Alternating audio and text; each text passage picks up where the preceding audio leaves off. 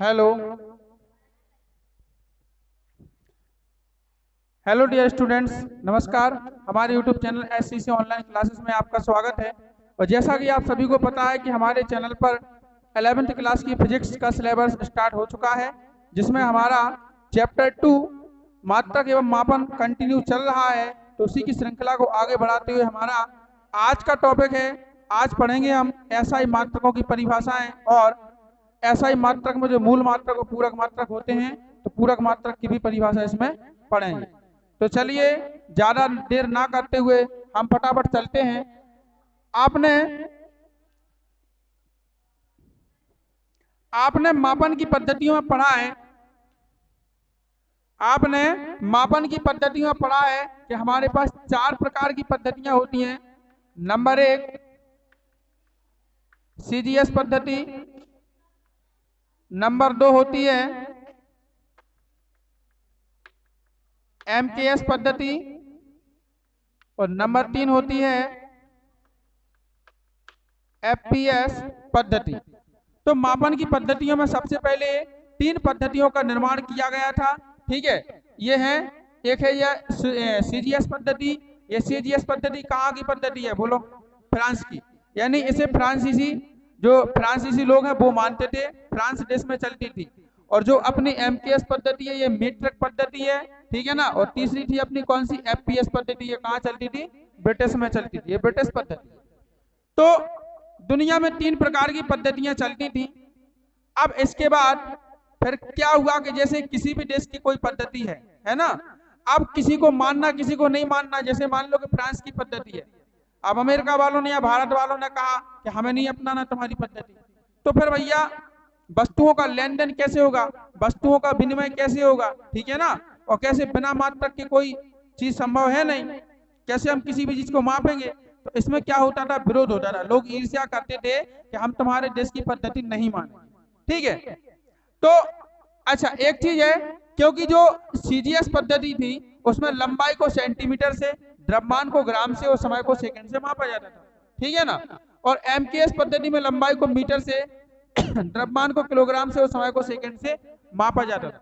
इसी प्रकार जो एफपीएस पद्धति है उसमें लंबाई को फुट से और ग्राम को लंबाई क्या नाम, द्रव्यमान को पाउंड से और समय को सेकंड से मापा जाता था। तो आज भी तुम लोग देखते होंगे, आपको पता है कि जैसे मान लो कोई बच्चा हुआ तो क्या बोलते हैं, ये बच्चा कितने पाउंड का है ना। तो पाउंड मीन्स क्या होता है? द्रव्यमान का मात्रक।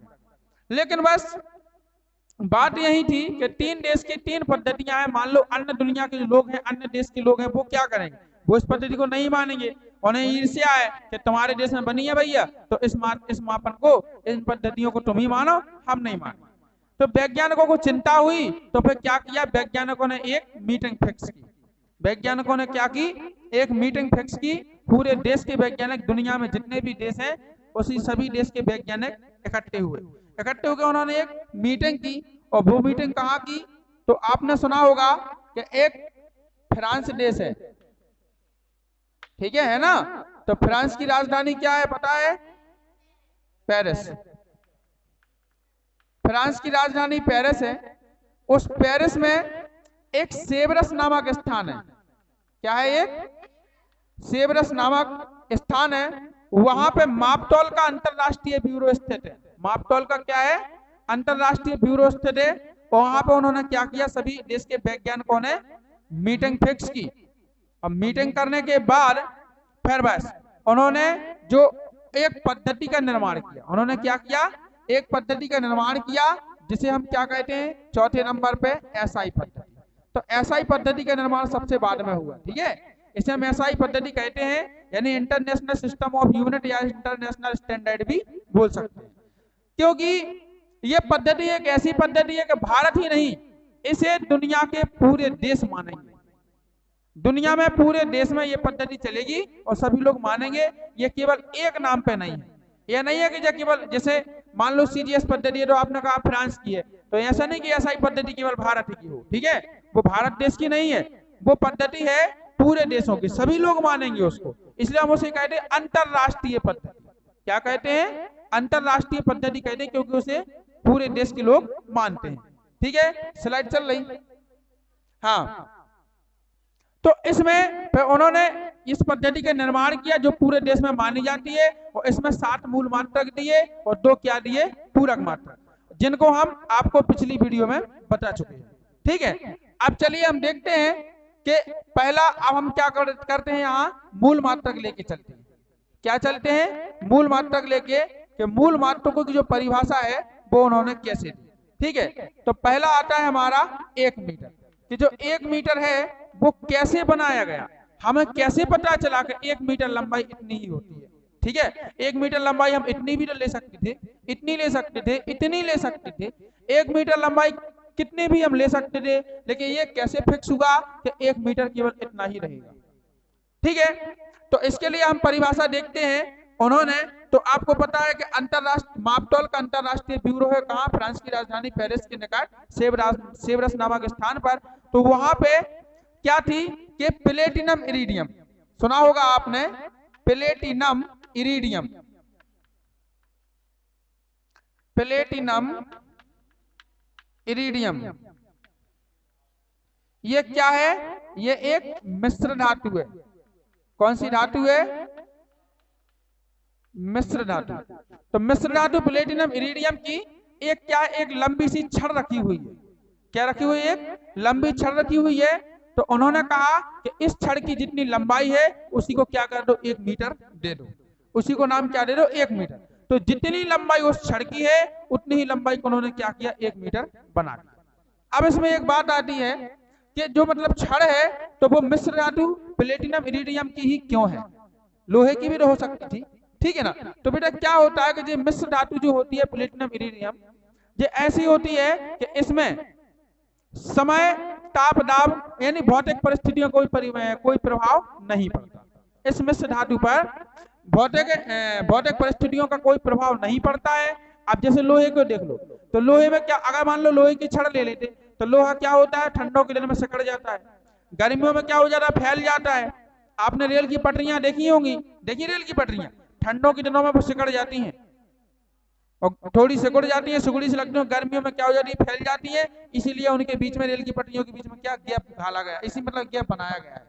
रेल की पटरी के बीच में गैप रहता, एक उधर एक इधर, बीच में क्या है, गैप है, इसीलिए गैप है, क्योंकि वो क्या हो जाती है, ठंडों में सिकुड़ जाती है और गर्मियों में क्या हो जाती है, फैल जाती है। ये लोहे में गुण पाया जाता है। और बरसात के दिनों में क्या होता है, बरसात के दिनों में लोहा जंग खा जाता है, उसका क्या हो जाता है, क्षरण हो जाता है। अब बताइए, अब अगर छड़ सिकुड़ जाए कि लंबी हो जाए कि क्या हो जाए, उसमें जंग खा जाए, उसका क्षरण हो जाए, तो क्या वो 1 मीटर बचेगा, फिर कम हो जाएगा कि नहीं। इसलिए उन्होंने क्या किया, प्लेटिनम इरिडियम मिश्र धातु की छड़ ली। क्लियर है, ठीक है। तो ये छड़ ली तो इसकी लंबाई क्या माना गया, 1 मीटर माना गया। ठीक है, दूसरी चीज, अच्छा तो ये वैज्ञानिकों ने परिभाषा दी है SI मात्रा की। अब 1 मीटर की परिभाषा एक और दी है वैज्ञानिक ने, एक और होती है कि जब वायु है निर्वात में, ठीक है ना, निर्वात का मतलब होता है जहां कोई वायु ना हो, वायु रहे। निर्वात में प्रकाश की जो चाल है, 1 सेकंड में प्रकाश कितना चलता है, 1/, बोलो संख्या, 1/29, 97, 92, 458, मतलब 1 सेकंड में प्रकाश की चाल इतनी होती है निर्वात। ठीक है ना, निर्वात में प्रकाश 1 सेकंड में इतने मीटर चलता है। तो इस संख्या को क्या माना गया, तो प्रकाश की उस चाल को या उस दूरी को, ठीक है, 1 मीटर के बराबर माना गया। प्रकाश द्वारा निर्वात में 1 सेकंड में चली गई दूरी कितनी है, 1/29, 92, 97, 92, 458। तो 1 सेकंड में चली गई दूरी इतनी है प्रकाश द्वारा निर्वात। प्रकाश माने सूर्य का जो प्रकाश होता है वो, ठीक है ना, इतना चलता है। तो इस दूरी को क्या माना गया, उन्होंने 1 मीटर माना। तो इस प्रकार से हम 1 मीटर की परिभाषा दे सकते हैं। चलिए हम दूसरा देखते हैं। दूसरा होता है हमारा 1 किलोग्राम। 1 किलोग्राम की परिभाषा कैसे दी गई, देखिए 1 किलोग्राम की बात करें तो वही अंतरराष्ट्रीय मापतौल के अंतरराष्ट्रीय ब्यूरो में, कहा, फ्रांस के निकट फ्रांस की राजधानी पेरिस के निकट सेवरस नामक स्थान पर मापतौल का जो अंतरराष्ट्रीय ब्यूरो है, वहां पे प्लेटिनम इरिडियम मिश्र धातु का क्या है, एक टुकड़ा रखा है जो कैसा है, बेलनाकार सिलेंडर के आकार। ठीक है, तो जितना बेटा उसका वजन है, जितना उसका द्रव्यमान है, उसी को क्या माना गया, यहाँ पे 1 किलोग्राम माना गया। क्लियर, समझ में आ गई ना। मतलब इस स्थान पे मिश्र धातु का क्या है, एक सिलेंडर है, एक छोटा सा बेलनाकार सिलेंडर है, उसका वजन जितना है उतना वजन किसका होता है, 1 किलोग्राम के बराबर होता है। दोनों ने ऐसे 1 किलोग्राम को माना। अब चलिए तीसरा देखते हैं हम, 1 सेकंड। क्या देखते हैं, 1 सेकंड। अब देखो उसी स्थान पर जहां मापतौल का अंतरराष्ट्रीय ब्यूरो है, उसी स्थान पर एक परमाणु घड़ी है जिसे हम क्या बोलते हैं, एटम, एटम क्लॉक। क्या बोलते हैं, एटम क्लॉक। एटोमेटिक नहीं, एटम क्लॉक, एटॉमिक क्लॉक मतलब परमाणु घड़ी। परमाणु को एटम बोलते हैं ना, हाँ तो कुछ भी बोल दो, ठीक है। तो परमाणु घड़ी है जिसको बोलते हैं सीजियम 133, CS 133 यानी सीजियम 133, ठीक है, उसका नाम है सीजियम 133, ठीक है। तो घड़ी है CS 133, ये परमाणु घड़ी है। अब ये परमाणु घड़ी क्या करती है कि जितने समय में इसमें कंपन होता है, कंपन की संख्या बोलो कितनी होती, 9, 192, 631, 770, ये है संख्या बेटा, हाँ लगा, ठीक है। इतने बार क्या करती है, कंपन करती है जितने समय में। जो परमाणु घड़ी CS 133 है, इतने मतलब जितने समय में इतने बार कंपन करे, उसी समय को क्या माना गया है, 1 सेकंड। तो 1 सेकंड में परमाणु घड़ी इतने कंपन करती है। बताइए कितनी खतरनाक घड़ी होगी कि इतने बार उसमें कंपन हो जाता है, ठीक है ना। तो ऐसे इस प्रकार से क्या दी उन्होंने, 1 सेकंड की परिभाषा। अब चलिए अब आते हैं के बाद 1 सेकंड के बाद क्या है, केल्विन।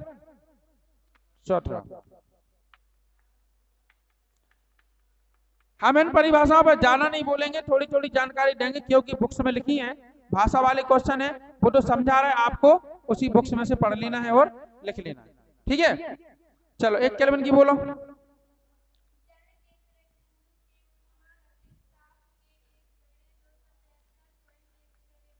दो 273.16 भाग को है, हाँ।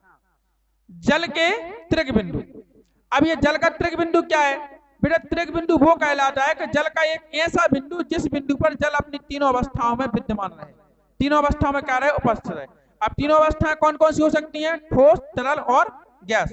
गैसीय अवस्था है ना, ठोस में यानी बर्फ भी रहे उसमें, और जल भी रहे, और संगे जल वाष्प भी रहे, अपनी तीनों अवस्थाओं में क्या है, मौजूद रहे, उस बिंदु को हम क्या कहते हैं, जल का त्रिक बिंदु कहते हैं। तो जल के त्रिक बिंदु के ऊष्मागतिक ताप, अब ऊष्मागतिक ताप के 1/273.16 वे भाग को हम क्या कहते हैं, ऊष्मागतिक माने होता है ऊष्मा की गति का अध्ययन। ऊष्मा है ना, ऊष्मा जो ऊष्मा प्रवाहित होती है एक वस्तु से दूसरी वस्तु में होती है, उसी को क्या कहते हैं, हम ऊष्मागतिक कहते हैं। अब वो किस ताप के कारण होती है, उस ताप को ऊष्मागतिक ताप कहते हैं। जैसे आप हमें ये बताइए कि जैसे कोई गर्म वस्तु है गर्म वस्तु, अब उसके संपर्क में आप एक ठंडी वस्तु को लाओ, ठीक है ना, गर्म वस्तु के संपर्क में कहा लाओ, ठंडी वस्तु को लाओ, तो कुछ समय बाद देखना वो जो ठंडी वस्तु को लाए वो भी थोड़ी थोड़ी गर्म हो जाती है, देखा है कभी, नहीं देखा तो आप प्रैक्टिकल करना। जैसे मान लो कि आपने क्या की, एक आपने लोहे की छड़ ली बड़ी वाली, और थोड़ी छड़ लेके, और आपने लोहे की छड़ के एक सिरे को क्या किया, आपने गर्म किया। तो कुछ समय बाद आप क्या देखते हो कि एक को गर्म कर ले, लेकिन दूसरा सिरा भी क्या हो जाता है, अपने आप में गर्म हो जाता है। ऐसा क्यों होता है ना, क्यों होता है, क्योंकि उसमें ऊष्मा का क्या हो रहा है, प्रवाह हो रहा है, ऊष्मा गति कर रही, ऊष्मा का प्रवाह हो रहा है, ऊष्मा बह रही है उसमें, ठीक है, उसी को हम कहते हैं ऊष्मा की गति यानी ऊष्मागतिक। अब ताप यानी जिस टेम्परेचर पे ऊष्मा बह रही, जिस टेम्परेचर पर ऊष्मा क्या कर रही, गति कर रही, प्रवाहित हो रही, उसको क्या कहते हैं, ऊष्मागतिक ताप, ठीक है ना। तो ऊष्मागतिक ताप के कितने 1/273.16 भाग को क्या कहते हैं बेटा, 1 केल्विन कहते हैं। क्लियर, समझ में आ गई कि नहीं। अब चलिए आगे देखिए, हम कहते हैं 5वां नंबर। 5वां नंबर क्या है, एक कैंडिला।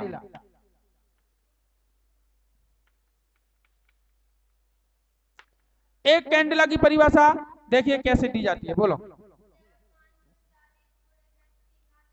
540 गुणे 10 की घात में 12 प्रकाश स्रोत। हाँ हाँ 1/683 वाट प्रति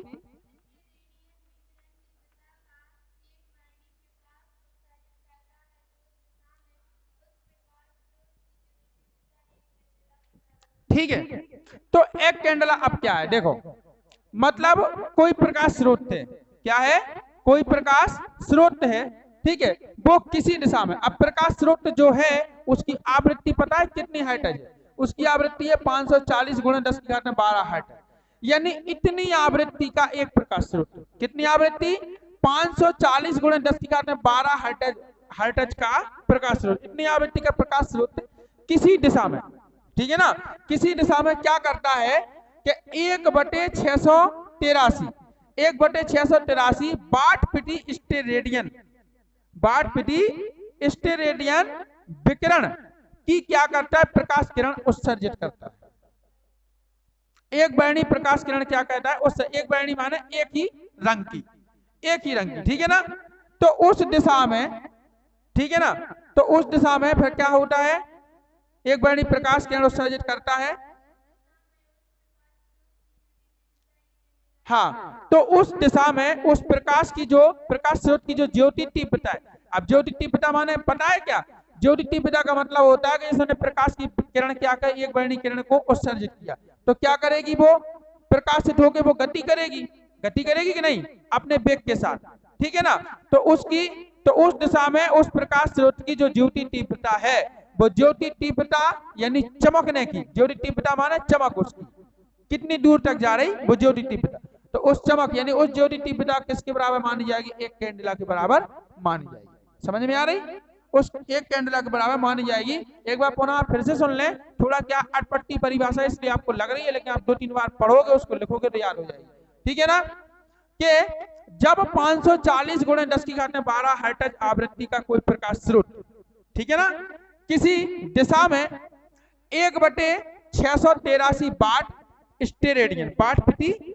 स्टेरेडियन, ठीक है, का वाट प्रति स्टेरेडियन क्या, हाँ, विकिरण तीव्रता का एक वर्णी प्रकाश क्या कहता है, उत्सर्जित कहता है, विकिरण तीव्रता का एक वर्णी प्रकाश क्या कहता है, उत्सर्जित करता है, तो उस दिशा में, उस दिशा में उस प्रकाश की जो ज्योति तीव्रता है वो एक कैंडेला के बराबर मानी जाती है, ठीक है ना, क्लियर, अब तो समझ गए होंगे, अब आप याद कर लो, अब हमें भी याद होगी परिभाषा, अब हमें भी याद हो चुकी, चलो आगे पढ़ना हमें क्या, 1 एम्पियर, अब देखते हैं हम 1 एम्पियर, अब 1 एम्पियर क्या होता है, आप सुनिए, 1 एम्पियर के लाने आपको क्या करना है कि वायु में, वायु या निर्वात में अनंत लंबाई के, वायु या निर्वात में अनंत लंबाई के 2 आपको चालक तार लेना है, ठीक है, वायु या निर्वात में अनंत लंबाई के और वृत्तीय परिच्छेद वाले 2 सीधे और समांतर चालक तार लेना है, जो एक दूसरे से कितनी दूरी पर है, 1 मीटर की दूरी पर, एक दूसरे से कितनी मीटर की दूरी पर रखे हैं बेटा, 1 मीटर की दूरी पर स्थित है, ठीक है, तो इस स्थिति में इन दोनों चालक तारों के बीच, इन दोनों चालक तारों के बीच क्या होगा, एक बल लगेगा, क्या लगेगा, एक बल लगेगा, क्योंकि देखो चालक तार ये भी है, चालक तार ये भी है, अब जब दोनों में आवेश है तो बल तो लगेगा, अगर समान आवेश है तो प्रतिकर्षण बल लगेगा, और असमान आवेश है तो क्या लगेगा, आकर्षण बल लगेगा।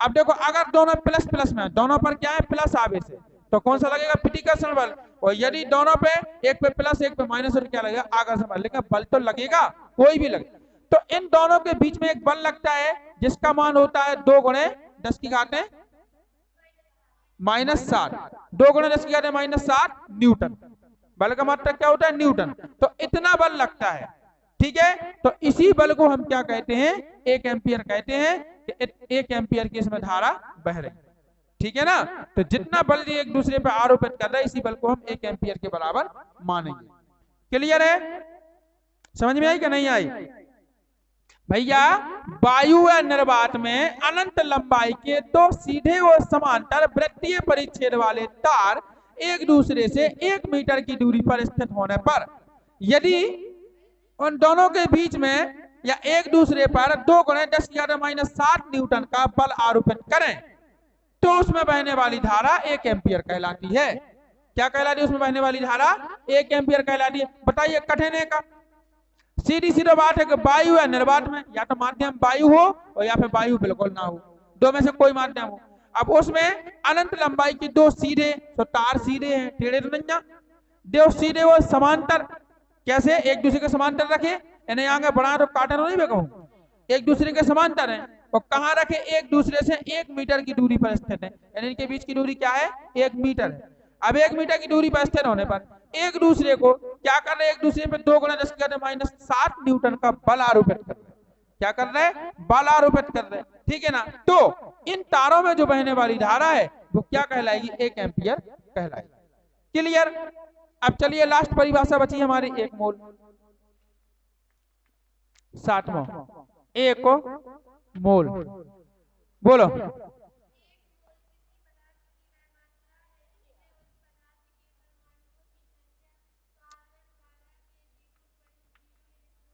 परमाणुओं की संख्या कार्बन 12 के,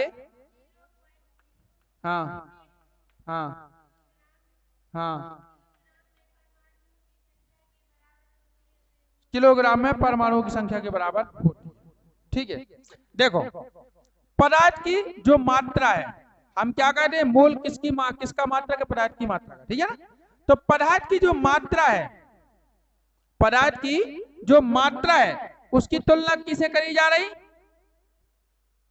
C12 यानी कार्बन 12 के परमाणुओं से। किससे करी जा रही? कार्बन 12 के परमाणु से। तो कार्बन 12 के परमाणु का 0.012 किलोग्राम, कितना? 0.012 किलोग्राम, ठीक है ना, के बराबर होती है पदार्थ की मात्रा। मतलब एक बार फिर से पढ़ो ये परिभाषा को।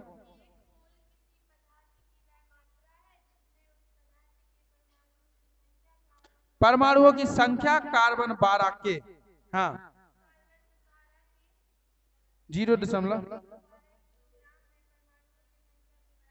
हाँ, इसमें परमाणुओं की संख्या के बराबर होती, यानी मतलब 1 मोल पदार्थ की वह मात्रा है, 1 मोल पदार्थ की वह मात्रा है जिसमें उसके अणुओं की संख्या है ना, परमाणुओं की, हाँ जिसमें उसके परमाणुओं की संख्या, मतलब 1 मोल पदार्थ की वह मात्रा है, मतलब पदार्थ की एक ऐसी मात्रा जिसमें परमाणुओं की जो संख्या है वो कार्बन 12 के परमाणु के, ठीक है, कार्बन 12 के परमाणु के 0.012 किलोग्राम, 0.012 किलोग्राम परमाणुओं की संख्या के बराबर होती है, ठीक है। वो है 1 मोल पदार्थ की मात्रा। अब यहाँ पे मात्र परिभाषा है, अब आपको समझ में नहीं आए, इसी में 11th क्लास की जो केमिस्ट्री है उसमें पढ़ेंगे हम 1 मोल के बारे में, जब वहां पे तुम्हें ज्यादा समझ में आएगा, ठीक है। यहाँ पे मात्र परिभाषा है, तो उस परिभाषा को आप क्या कर लेना, किताब से लिख के याद कर लेना, ठीक है। बाकी केमिस्ट्री में पढ़ेंगे तो ज्यादा समझ में आएगा, यहाँ पे नहीं आएगा। तो इस प्रकार से हमारा ये जो मूल मात्रकों की परिभाषा है ये हमारी खत्म होती है, ठीक है बेटा। यदि आपको हमारा वीडियो पसंद आया हो तो वीडियो को लाइक करें, शेयर करें और कमेंट जरूर करें, और हाँ हमारे चैनल को सब्सक्राइब करना ना भूलें, और सभी बच्चों को बताएं कि इस चैनल से पढ़ाई करो और इस चैनल को सब्सक्राइब कर लें। और तो गारंटी है कि मतलब एग्जाम 2023-24 में आपका रिजल्ट बहुत अच्छा आएगा। मैथ और फिजिक्स में आपको कोई कमी देखने को नहीं मिलेगी। और चलिए अब चलते हैं, अब मिलते हैं हम नेक्स्ट टॉपिक के साथ, उसमें पढ़ेंगे हम पूरक मात्रकों की परिभाषा और उसका सूत्र। धन्यवाद। वंदे मातरम। जय हिंद।